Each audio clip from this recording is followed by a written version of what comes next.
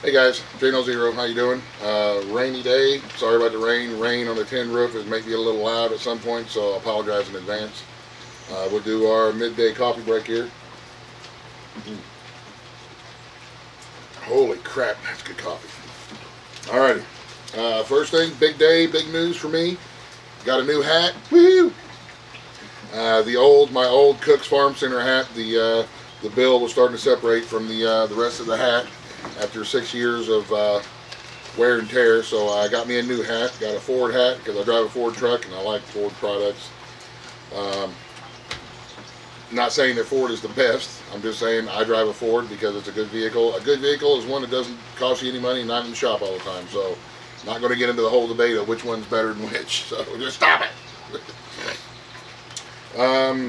Okay, first thing, my buddy BC Truck wants to know if it's true that hillbillies have one leg that is shorter than the other leg. That way when we're walking on the hill, it kind of compensates. And yes, it is actually. It takes about 1.5 years or so to grow that extra inch onto your leg.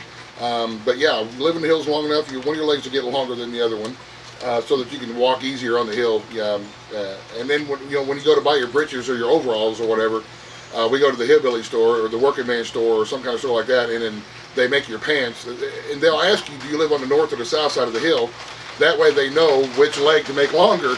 So, because you don't want to look stupid walking around with one leg all bunched up or something, so they compensate, whenever they make your breeches. No, our legs are the same as everybody else's legs. Alright, a dude named Ron sent me an email and said that he has a source to get those survival manuals, like the ones that I had in my get home bag, my emergency kit bag. He says he has access to those survival manuals. I think he said they're like $10 a piece roughly. And with each one, with each order, he would throw in like a P38 or some other kind of little useful item into the package. So you can contact him at info@kudzutraders.com. That's his email.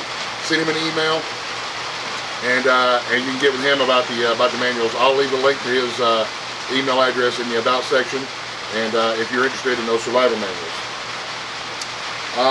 Third thing, election year, election year, election year, election year. Do not forget, it is an election year.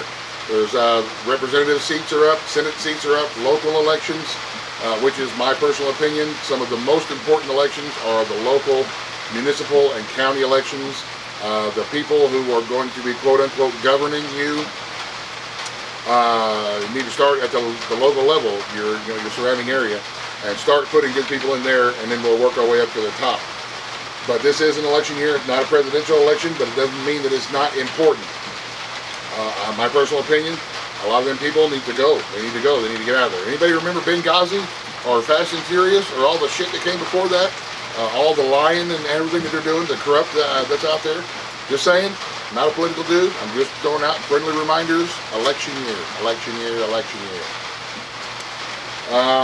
Off-grid stuff. I've had a lot of comments. People, they'll see one of my cooking videos and they're like, well, how come you're not cooking outside? Or how come this or how come that? We cook a lot outside. We cook a lot in our outdoor kitchen. We use the sun oven almost every day, not on days like today, naturally. But we do a lot of it. We can't do it every day, and I can't do it every meal as much as I would like to. Sometimes we just don't have time to sit and tend a fire. Days like today, it would be very difficult to get a fire going and tend it and keep it going hot enough to cook on. And I will get a cover over my kitchen as soon as I have the money together to get materials. I will get a cover and build a cover. That way we can cook on days like today. It's nice if something happens and there's an emergency and we find ourselves on our own. That's always great to have ways to cook.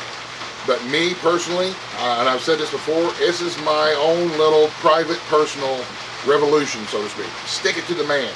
Stick it to the corporations. I don't need your electric power. I can produce my own, and two, I'll find other ways to do stuff. I don't need your corporate food. I don't need your huge corporate stores. I don't need it. I don't need you to tell me what I can and can't eat. What are my choices? It's my own little revolution. This is my way of saying, hey, the man, all the quote-unquote they out there who want to control us and control every aspect of our daily life. My way of saying, no, I will not conform. I will not do what you tell me to do. I want to do what I think is best for me and for my family. And I don't have a whole lot of money, but I'm still here. We're still here. We're still fed, and we still got a roof. And everything else is gravy. Everything else is gravy. We don't need a lot of fancy crap. We get by and we make it, and it's obvious that I don't miss too many meals.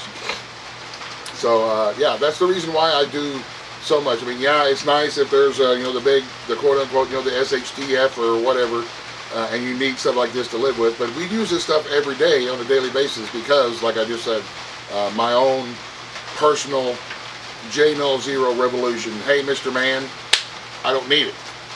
Take your stuff and go someplace else. Go and control the people who wish to be controlled. That's not us, and that's not here. So that's the main reason why. Because I've had some bad experiences with our huge corporation, electric company. I've had bad experiences with, you know, government agencies and large store chains and all this other kind of crap.